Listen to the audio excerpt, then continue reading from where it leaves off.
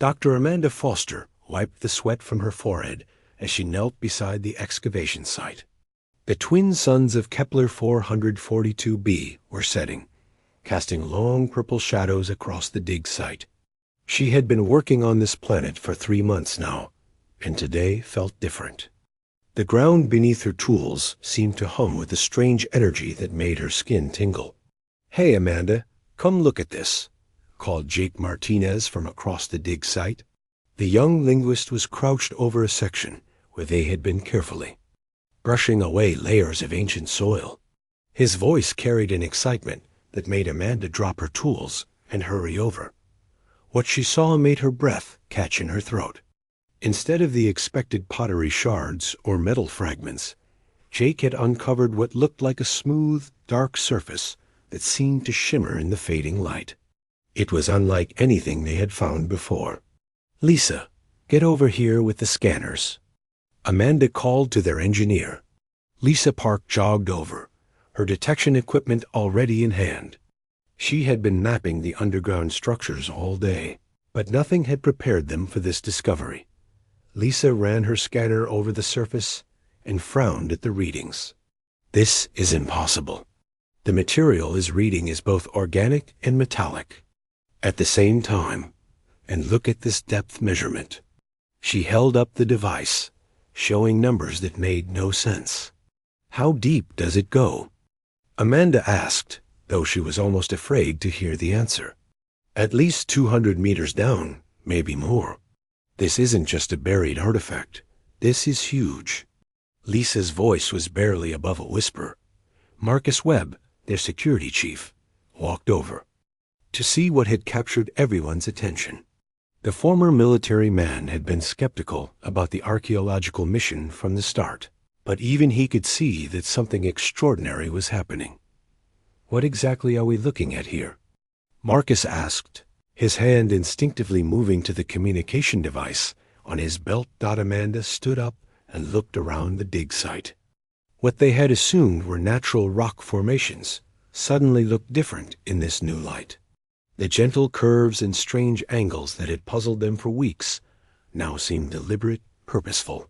"I think we've been digging on top of a ship," she said quietly. "A very, very old ship." The team worked through the night, carefully exposing more of the mysterious surface. As they cleared away more soil, patterns began to emerge. Strange symbols were etched into the material, symbols that seemed to glow faintly when touched by human hands, but remained dark and lifeless. Otherwise, Jake spent hours photographing and documenting each symbol. "I've never seen anything like this writing system. It doesn't match any known ancient languages from Earth or any of the other colonies. This is completely alien." As dawn broke over their camp, Amanda made the decision to contact the Galactic Coalition. A discovery this significant couldn't be kept secret, and they would need expert help to properly excavate and study the craft. Within 2 days, ships began arriving in orbit around Kepler 442b.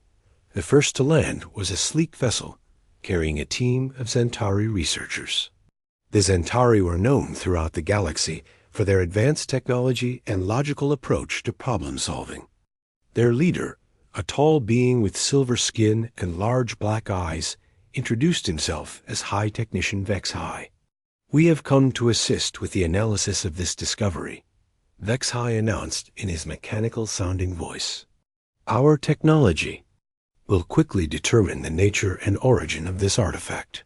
The second ship to land brought a delegation of Morati, a species gifted with powerful psychic abilities. Their representative, a graceful being who seemed to float rather than walk, called herself Mindweaver Silthara. "We sense great age and power from this place," Silthara said, her voice echoing strangely in their minds rather than their ears. "Our psychic probes will reveal the secrets held within." Amanda felt overwhelmed as more and more alien researchers arrived at their small dig site. Each species brought their own experts and equipment, turning the quiet archaeological expedition into a bustling center of galactic attention. But something strange began to happen as the alien teams tried to approach the buried craft. The Zentari team set up their advanced scanning equipment, but every time they tried to get close to the exposed surface, their machines began to malfunction. Energy readings spiked wildly, and several pieces of expensive equipment simply shut down completely. "This is most irregular," Vexai muttered as his team's third scanner failed in as many hours. "Our technology is the most advanced in the galaxy. Nothing should be able to interfere with our systems like this." The Moradi had even worse luck. When Silthara tried to extend her psychic awareness toward the craft, she immediately staggered backward, as if she had been physically struck. "There is something wrong here," she said, her mental voice filled with confusion and pain. "The artifact rejects our touch, our thoughts, our very presence. It causes great discomfort to approach too closely." Amanda watched these attempts with growing fascination. While the alien researchers struggled with their equipment and abilities, she and her human team had no trouble working around the craft.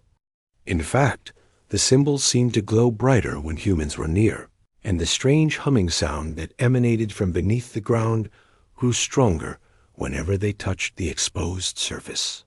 "Amanda, you need to see this," Lisa called from her position near the main exposed section. She was holding her scanner, but instead of pointing it at the craft, she was studying the readings it displayed about the area around them. "What is it?" Amanda asked, hurrying over. "The craft is scanning." "US," Lisa said, her voice filled with amazement. "Every time one of us gets close, energy patterns move through the buried structure. It's like it's studying us, learning about us." Jake looked up from his documentation work. "The symbols change too. Not their shape, but their intensity. When Marcus walked past earlier, they dimmed. When you approach, they get brighter. It's like the ship is reacting differently to each of us." Amanda felt a chill run down her spine that had nothing to do with the evening air. The craft wasn't just responding to human presence in general. It was evaluating them individually, making decisions about each person who came near Dot. As the third day of the expanded excavation drew to a close, the tension between the human team and their alien colleagues was becoming obvious. The other species had traveled across the galaxy to study this discovery, but they couldn't even get close enough to properly examine it. "This situation is unacceptable," Vexai announced during the evening briefing. "We demand full access to this artifact for proper scientific study. Our psychic abilities should allow us to communicate with any consciousness that might exist within the craft," Silthara added, though Amanda noticed that the Moradi still kept her distance from the excavation site. Amanda found herself in an impossible position. She wanted to cooperate with the galactic scientific community, but the craft itself seemed to have other ideas. Whatever intelligence lay buried beneath their feet, it had made its preferences clear. It would respond only to humans, and it was becoming more active with each passing day. That night, as Amanda lay in her small tent, listening to the gentle humming that now filled the air around the dig site, she couldn't shake the feeling that they were standing on the edge of something that would change everything. The craft had been waiting beneath the soil for millions of years, and now that it had been found, it was waking up. The question that kept her awake was simple but terrifying. What would happen when it was fully awake? Ryan Brooks had always been good with communication systems, but this was unlike anything he had ever encountered. A young specialist sat cross-legged on the ground beside the exposed section of the craft, watching the symbols pulse and shift in patterns that seemed almost alive. "It's trying to tell us something," he murmured to Amanda, who knelt beside him with her notebook open. "Look at how the symbols change when I move my hand closer." Amanda watched as Ryan slowly moved his palm toward the surface. The moment his skin came within inches of the material, the glowing symbols rearranged themselves into new configurations. Some faded while others brightened, creating what looked like a flowing river of light across the dark surface. "Have you tried touching it directly?" Amanda asked. Ryan shook his head. I wanted to wait for you. This feels too important to do alone. From across the dig site, they could hear Vex High arguing with his team of Zentari technicians. Their equipment continued to malfunction whenever they tried to approach the craft, and the logical aliens were becoming increasingly frustrated with their inability to study the artifact. Our sensors indicate massive energy flows beneath the surface, one of the Zentari was saying in their mechanical voice. Yet, we cannot get accurate readings. It is as if the craft is deliberately interfering with our technology. Silthara stood at a safe distance, her ethereal form shimmering in the morning light. The Maradi had not attempted to use her psychic abilities on the craft since her first painful encounter, but Amanda could see her watching the human team with growing interest. Ryan, let's try it together, Amanda said, making her decision. If something happens, the others can document it. Jake positioned himself with his camera, while Lisa readied her scanners. Marcus stood nearby, his hand resting on his weapon, though. He wasn't sure what good it would do against an ancient alien artifact. Amanda and Ryan placed their hands on the craft's surface at the same time. The reaction was immediate and overwhelming. The symbols across the entire exposed section blazed, with brilliant light, creating patterns that hurt to look at directly. The humming sound that had become constant background noise suddenly transformed into something that resembled music, though unlike any melody anyone had ever heard. Then the craft began to speak, not with words, but with images that flooded their minds. Amanda found herself seeing pictures of star systems she had never visited, of planets covered in cities that reached toward the sky like crystal mountains. She saw beings of incredible beauty and intelligence, tall and graceful, with skin that seemed to contain the light of stars. These beings, she somehow understood, were the predecessors. They had existed long before humanity had even learned to walk upright, spreading across the galaxy and nurturing life wherever they found it. They had watched countless species grow and develop, guiding some, protecting others, and always searching for something special. Ryan gasped beside her as the images continued to flow. They showed the predecessors creating the craft they now touched, building it with technology that seemed to blend science and art into something beyond either. The ship was not just a machine, but a living entity, designed to wait and watch and judge. What are you seeing? Jake called out, his camera recording everything, though it could not capture the visions in their minds. The builders, Amanda whispered, her eyes still closed as the images continued. They're showing us who made this ship and why. The visions shifted, showing the predecessors as they prepared for something Amanda couldn't quite understand. They were leaving not just their worlds, but existence itself, evolving beyond the need for physical form. But before they departed, they created guardians like this ship to watch over the species they left behind. The craft had been waiting for millions of years, testing every species that achieved space travel. It had watched the Zentari develop, their perfect logic and advanced technology. It had observed the Maradi as they gained their psychic powers and learned to share thoughts across vast distances. It had seen dozens of other species rise to prominence in the galaxy, but none of them had been what it was looking for. The images showed why. When the Zentari encountered problems, they solved them with pure logic, following the most efficient path regardless of the cost to individuals. When the Maradi faced challenges, they used their collective consciousness to make decisions. But this sometimes meant the needs of the few were ignored for the good of the many. Other species had their own approaches, but all of them fell short of what the predecessors had programmed the ship to seek. They were looking for beings who could combine logic with emotion, efficiency with compassion, collective good with individual rights. They wanted a species that would sometimes make the harder choice, the less logical choice, because it was the right thing to do. They had been waiting for humanity. Amanda felt tears on her cheeks as the realization hit her. The craft showed her images of humans throughout their history, moments when people had chosen to help others at cost to themselves, when they had found creative solutions to impossible problems, when they had refused to give up even when logic said they should.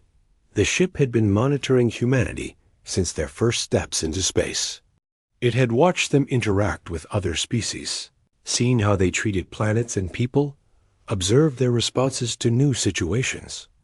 And it had decided that humans possessed the unique combination of traits the predecessors had been seeking. The visions began to fade, but before they disappeared completely, the craft showed them one more thing. A star map appeared in there.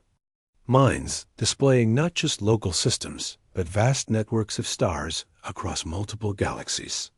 And scattered throughout this map were points of light that pulsed with the same energy as the symbols on the ship. Other ships, dozens of them, maybe hundreds, scattered across the cosmos and waiting for the same signal this craft was now preparing to send.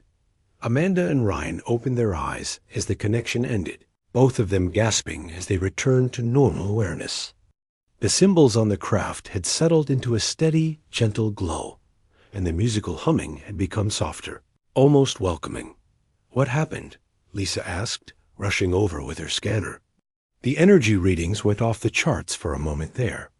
"It was communicating with us," Amanda said, her voice hoarse, "showing us its history, its purpose." "Ryan, did you see the same things I did?" Ryan nodded, his face pale but excited. "The star map at the end. There are more ships out there, aren't there?" "More ships?" Marcus stepped closer, his military training making him focus on the strategic implications. "How many more?" Before Amanda could answer, Vex High approached their group. The Zentari had been watching the interaction from a distance, his large, black eyes reflecting the glow from the craft. "We observed significant energy emissions during your contact with the artifact," he said in his precise manner. "What information did you obtain?" Amanda looked at the alien researcher, then at Silthara, who had also moved closer despite her earlier discomfort. Both species had traveled across space to study this discovery, and she felt obligated to share what they had learned.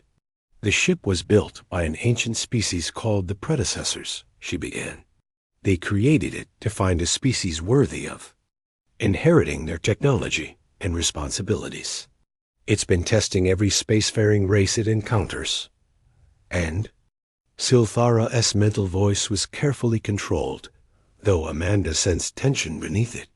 "It's been waiting for humans," Ryan said simply. "We're what it was looking for." The silence that followed was heavy with implications. Around them, alien. Researchers from a dozen different species stopped their work to stare at the small group of humans standing beside the glowing craft. Vex High was the first to speak. "That is impossible.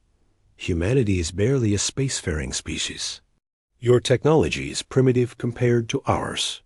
Your society is chaotic and inefficient."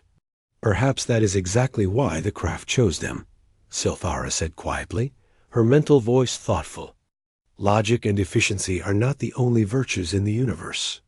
Amanda felt the weight of responsibility settling on her shoulders. The craft had revealed its secrets to them, but she could sense that this was only the beginning. Whatever the predecessors had planned, whatever legacy they had left behind, it was now humanity's to inherit, and she wasn't sure they were ready for it. The ship began its testing 3 days after the first contact. Amanda woke to find the symbols across the exposed surface pulsing in a rhythm that reminded her of a heartbeat. When she approached, the craft projected a holographic image into the air above it. The image showed a scenario that made her stomach clench with fear. She was standing in what looked like the engine room of a starship, alarms blaring around her. In the hologram, sparks flew from damaged control panels, while a countdown timer displayed on the wall showed 30 seconds, remaining until some kind of catastrophic failure. But this wasn't just a picture. As Amanda watched, she found herself pulled into the scenario as if she were really there. The heat from the failing engines felt real against her skin. The smell of burning electronics filled her nostrils. The sound of the alarm was so loud it hurt her ears. Pete Collins, their mechanical engineer, appeared beside her in the simulation.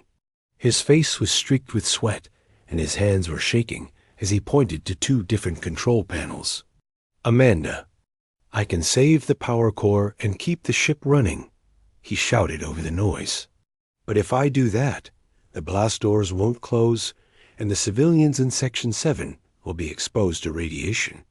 Or I can seal the doors and save the people, but we'll lose all power and drift in space until someone finds us." Amanda looked around the simulated engine room, her mind racing. In the real world, she was dimly aware of her team gathering around the holographic display, watching her and Pete as they faced this impossible choice. But inside the simulation, everything felt completely real and urgent. "How long do we have?" she asked. 15 seconds, Pete replied, his hands hovering over the controls. Amanda closed her eyes for a moment, thinking frantically. There had to be another option.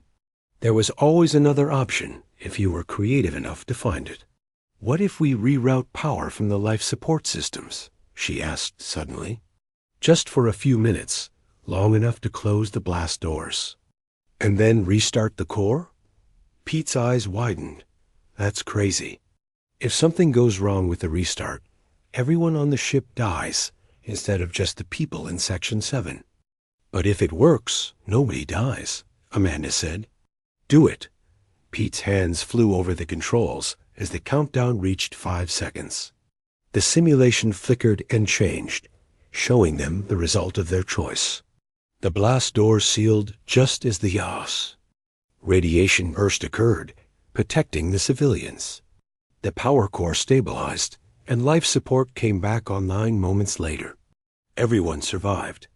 The hologram faded, leaving Amanda and Pete standing beside the real craft, both of them breathing heavily as if they had actually been running for their lives. "What was that?" Pete asked, wiping sweat from his forehead, despite the cool morning air. "A test," Amanda replied, looking at the craft with new understanding. "It's testing our decision-making under pressure." Vex High approached them, his silver skin reflecting the morning light. "Our sensors detected massive neural activity during your experience. The craft was directly stimulating your brain patterns to create realistic sensory input. This technology is far beyond anything in our databases." Before Amanda could respond, the ship began projecting another scenario. This time, Helen Carter, their biologist, found herself standing in what looked like a laboratory. In front of her was a containment unit holding what appeared to be a small, furry creature with large, intelligent eyes. "Dr. Carter," a voice said from speakers around the room. "This creature is the last of its species. It's highly intelligent, possibly even more so than humans. But it's also carrying a disease that could wipe out entire populations if it ever escaped containment." Helen stared at the creature, which looked back at her with what seemed like understanding. In the simulation, she could see data scrolling across screens around the room, showing the devastating effects the disease could have on other life forms. "You have 2 choices," the voice continued. "You can destroy the creature now, ensuring the disease dies with it, but also ending the last chance for this species to survive. Or you can try to find a cure for the disease, but there's only a small chance of success and a high risk of the contagion spreading while you work." Helen's hands trembled as she reached toward the controls. Amanda watched from outside the simulation, knowing that her friend was experiencing this as if it were completely real. The weight of deciding the fate of an entire species pressed down on Helen's shoulders. "There has to be another way," Helen whispered, echoing Amanda's earlier thoughts. She began examining the simulated laboratory equipment more carefully. "What? If I don't destroy the creature, but instead isolate samples of the disease for study?" I could work on a cure using those samples while keeping the creature safely contained. The simulation showed her working frantically, running tests and developing treatments. It was dangerous work, with several close calls, but eventually she succeeded in creating both a cure for the disease and a vaccine to prevent its spread. The creature survived to potentially restart its species, and the threat was eliminated. When the hologram faded, Helen was crying. "It felt so real," she said. "I could feel how scared that creature was. It knew what I was deciding." Marcus was next to face a test. He found himself in command of a space station under attack by pirates. The simulation was incredibly detailed, showing him tactical displays and giving him control over defensive weapons. But the test wasn't about his military skills. Commander Webb, a simulated officer, reported, "The pirates are using civilian ships as shields. If we fire on them, innocent people will die. But if we don't fight back, they'll destroy the station and everyone on it." Marcus studied the tactical display, his military training telling him to take the shot that would save the most lives. But something made him hesitate. These weren't just numbers on a screen. They were people. "Can we disable their engines without destroying the ships?" he asked. "It would require incredibly precise targeting, sir. The risk of missing and hitting the civilian vessels is high." "Then we make sure we don't miss," Marcus said grimly. "Target their engine systems only, and prepare boarding parties to secure the civilian ships once the pirates are disabled." The simulated battle was intense, requiring split-second timing and perfect accuracy, but Marcus's plan worked. The pirates were stopped without harming the civilians they had been using as human shields. One by one, each member of the human team faced similar tests. Jake was put in a scenario where he had to choose between revealing the location of a peaceful alien settlement to save captured teammates or protecting the aliens and accepting that his friends might die. He found a way to rescue his team while keeping the settlement's location secret. Lisa faced a choice between using an experimental technology that could solve an energy crisis but might have unknown side effects on future generations, or sticking with current methods that were slowly destroying the environment. She chose to test the new technology in small, controlled trials first. Ryan was tested on his communication skills when faced with two alien species on the brink of war, each convinced the other was planning an attack. He managed to establish a dialogue that revealed the misunderstanding and prevented the conflict. As each test concluded, the symbols on the craft grew brighter and the humming sound became more musical. It was clearly pleased with the results, but the alien observers were becoming increasingly agitated. Vex-High's team had tried to interface with the craft's testing system, but their logical approaches to the scenarios resulted in failure every time. They chose the most efficient solutions, the ones that saved the most lives or resources, but the craft rejected their answers. "This makes no logical sense," Vex-High complained after watching Jake's test. "The most rational choice would have been to provide the information requested to save the captured team members. The survival of known allies should take priority over protecting unknown aliens." Silthara had attempted to use her psychic abilities to influence the test outcomes, but the craft's defenses prevented any mental interference. "The ship seeks something beyond pure logic or psychic manipulation," she observed. "It values the struggle to find creative solutions over accepting predetermined choices." Amanda began to understand what the predecessors had been looking for. They didn't want a species that would always make the correct logical choice or the most efficient decision. They wanted beings who would fight to find a third option, who would refuse to accept that someone had to die or suffer when there might be another way. Humans, she realized, were stubborn in a way that other species weren't.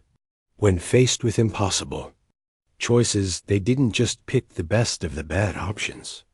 They got angry and demanded to know why those were the only choices available. They looked for loopholes and alternatives, and refused to give up until they found them. The craft seemed to agree with her assessment. As the last test ended, the symbols across its surface settled into a steady, warm glow. The humming sound became a harmony that felt like approval, like welcome. But Amanda sensed that this was only the beginning. The real tests were still to come. The ship revealed its greatest secret on the 7th day after testing began. Amanda stood beside the craft as it projected a massive holographic display that stretched high into the sky above their dig site. What she saw took her breath away. The display showed the galaxy as she had never seen it before. Thousands of star systems were connected by lines of light, forming a vast network that spanned from one edge of the spiral to the other. And scattered throughout this network were points that pulsed with the same energy signature as the ship beneath their feet. "There are so many," Ryan whispered, standing beside her as he tried to count the glowing points. "Hundreds of them." The ship's consciousness touched their minds again, but this time the communication was clearer, more direct. Images flowed through.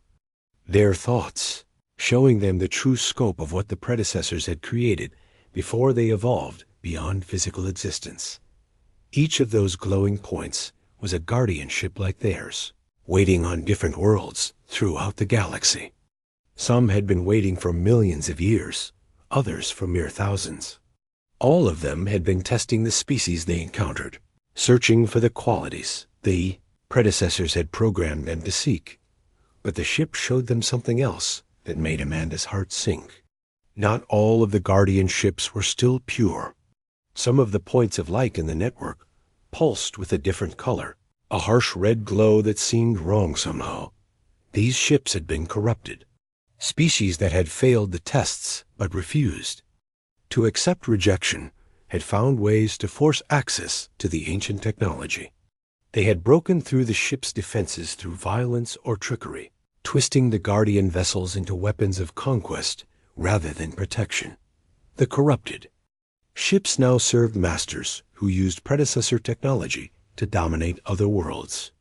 They hunted for the remaining pure guardian ships, seeking to add them to their fleets or destroy them to prevent other species from gaining access to the ancient knowledge. How many are corrupted? Amanda asked, though she wasn't sure if the ship could understand her spoken words. Images flowed through her mind in response. Of the original network of guardian ships, nearly a third had been compromised.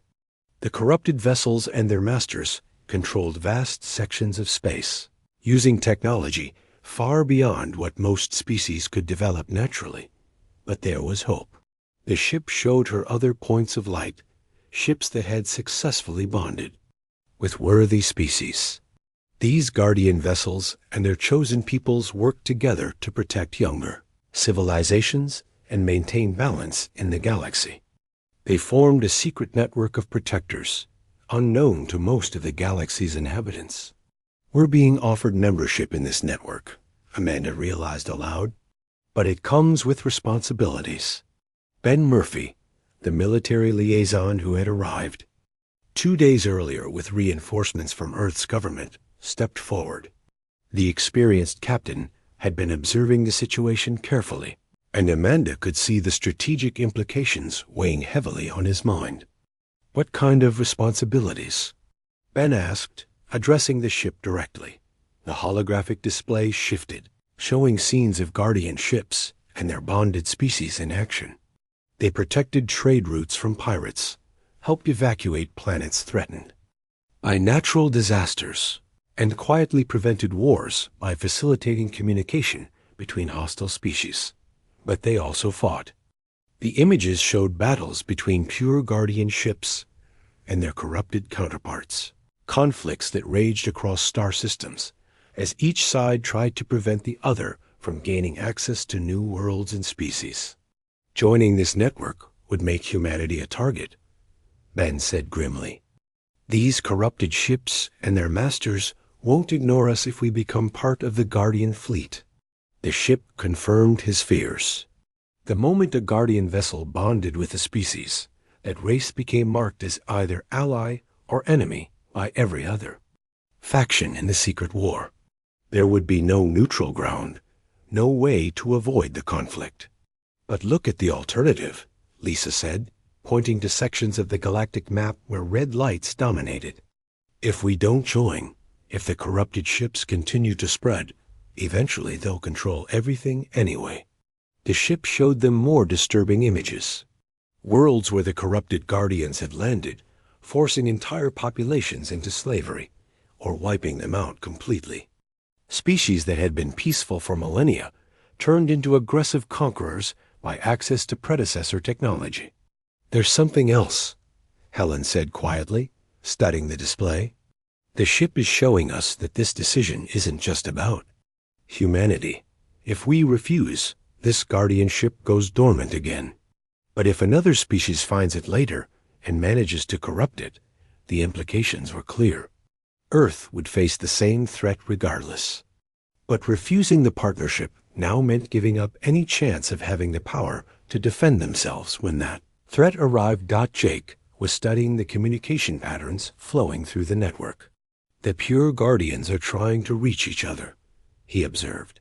They're sharing information, coordinating their efforts. But there are gaps in the network where corrupted ships had disrupted the connections. The ship responded to his observation by zooming the display in on their local region of the galaxy. The nearest pure guardianship was 3 sectors away, while a cluster of corrupted vessels controlled the space between them and the rest of the network. We'd be isolated, Ben realized, cut off from the other guardians, at least initially. But the ship had more to show them. The final secret it revealed was the most personal and the most difficult to accept, that the guardian vessels could only bond with one individual from the chosen species. That person would become the ship's permanent captain, gaining access to all of its knowledge and abilities, but also accepting a transformation that could never be reversed. The bonded captain would live far longer than a normal member of their species, their body enhanced by predecessor technology to handle the stresses of commanding such an advanced vessel. But they could never return to a normal life among their own people. They became something between human and machine, forever changed by the connection. Someone has to volunteer, Amanda said, understanding the weight of what the ship was asking. Someone has to give up their humanity to protect humanity. The holographic display showed them examples of other bonded captains. Beings from various species who had made this sacrifice, becoming immortal guardians of their people, but losing the ability to truly live among them. Ben studied these images carefully. As the military representative, he understood command decisions and the costs of leadership. What happens to Earth if this person dies? The ship's response was sobering. If the bonded captain died, the guardian vessel would become dormant until another member of the species proved worthy of the connection. But that process could take centuries, leaving the species vulnerable in the meantime. There's no going back once we make this choice, Amanda said. For whoever volunteers, for humanity, for our place in the galaxy, everything changes.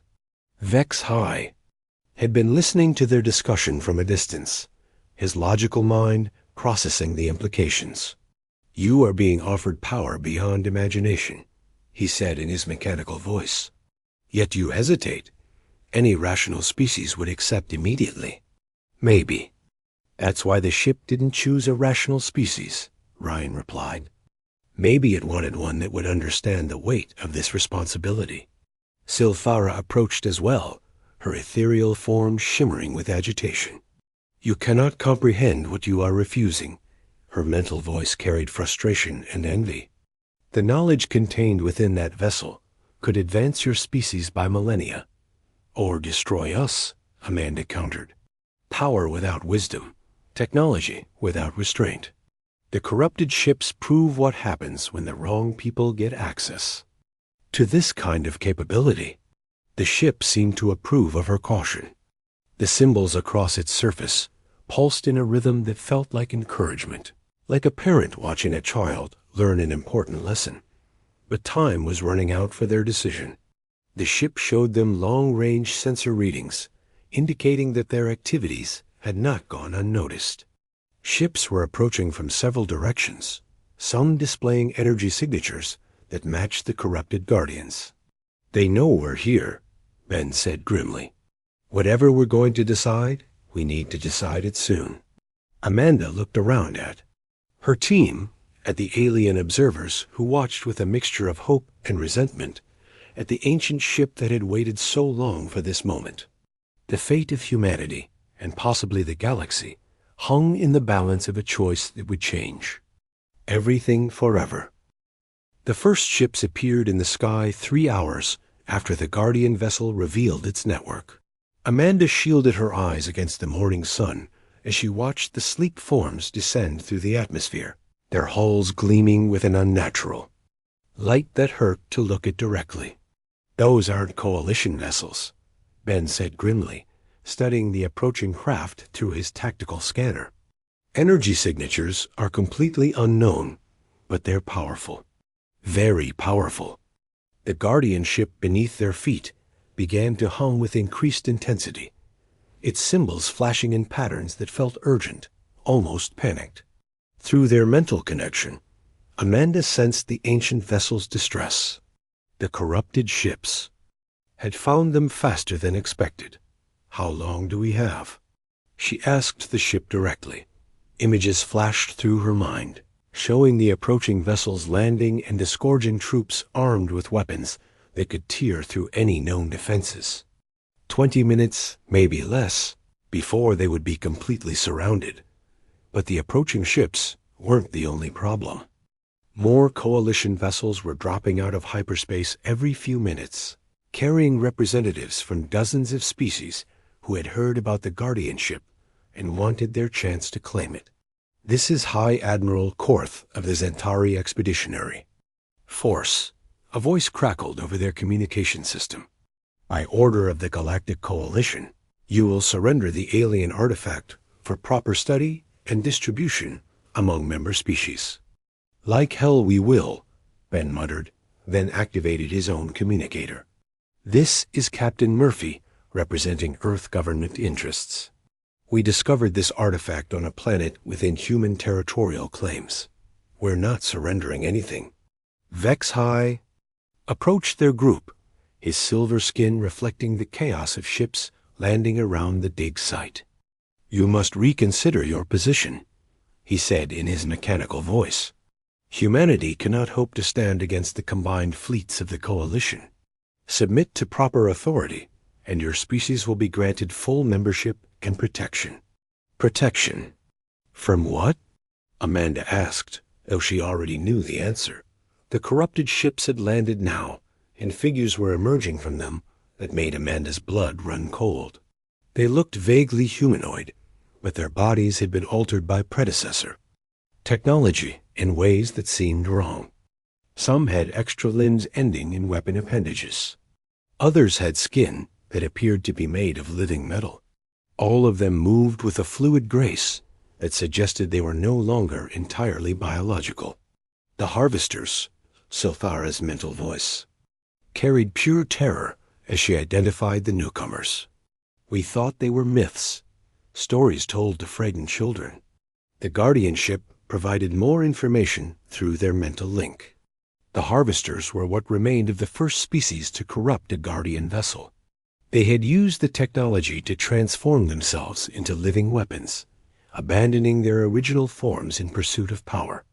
Now they served as enforcers for the corrupted network, seeking out pure Guardian ships to claim or destroy. "Amanda," Ryan said urgently, "the ship is asking for a decision. Now." She could feel the ancient vessel's consciousness pressing against her mind, offering her the bond that would make her its captain. The knowledge it contained was vast beyond imagination, spanning millions of years of predecessor science and wisdom. But accepting it meant giving up everything she had ever been. "I'll do it," Ben said suddenly, stepping forward toward the ship's surface. "I'm military." I understand command responsibility.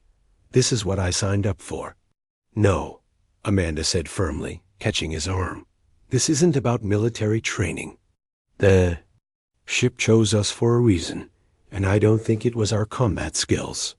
The harvesters were advancing now, their altered forms moving across the excavation site with mechanical precision. Coalition forces were taking defensive positions, but Amanda could see they were badly outgunned. The corrupted technology gave the harvesters capabilities that conventional weapons couldn't match. The ship won't bond with just anyone, Jake realized, studying the patterns of light flowing across the ancient vessel's surface. It has to be someone it trusts, someone who passed all the tests. Amanda looked around at her team, seeing the same understanding in their eyes. The Guardian vessel had tested each of them, but it had been most responsive to her touch, her decisions. She was the one it wanted. Amanda, no, Helen said, tears in her eyes. There has to be another way. There is no other way, Amanda replied, placing her hand on the ship's surface. And honestly, I think this is what I've been preparing for my whole life. The moment her palm made full contact with the Guardian vessel, everything changed.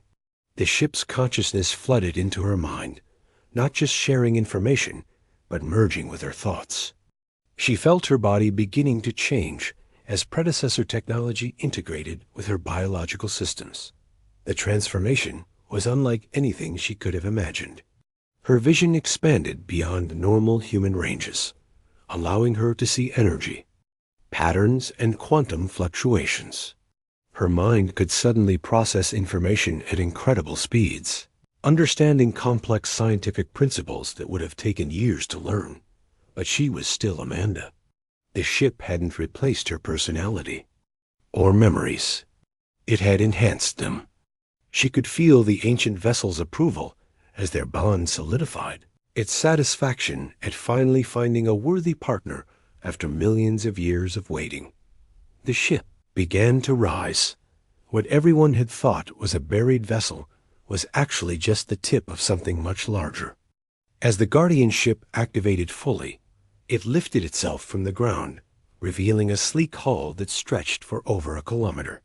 Soil and rock fell away as the magnificent craft rose into the sky, its surface now blazing with patterns of light. Visible from orbit, Amanda found herself standing on what she now understood was the ship's bridge, though she had no memory of moving there. Her team was with her, somehow transported inside during the activation sequence. Through the vessel's senses, she could perceive everything happening around them. The harvesters had frozen in place, their altered forms trembling as they stared up at the awakening Guardian ship. Through the corrupted network, they were receiving new orders from their masters, commands to retreat or face destruction. But the coalition forces were not giving up so easily. Admiral Korth's voice came over the communication system again, this time carrying threats instead of demands. Surrender immediately or face the consequences. The coalition will not allow a single species to monopolize such technology. Amanda felt the ship's weapon systems coming online, energy conduits throughout the massive vessel, charging with power that could vaporize entire fleets. But she also felt something else, something the predecessors had built into the very core of the Guardian network.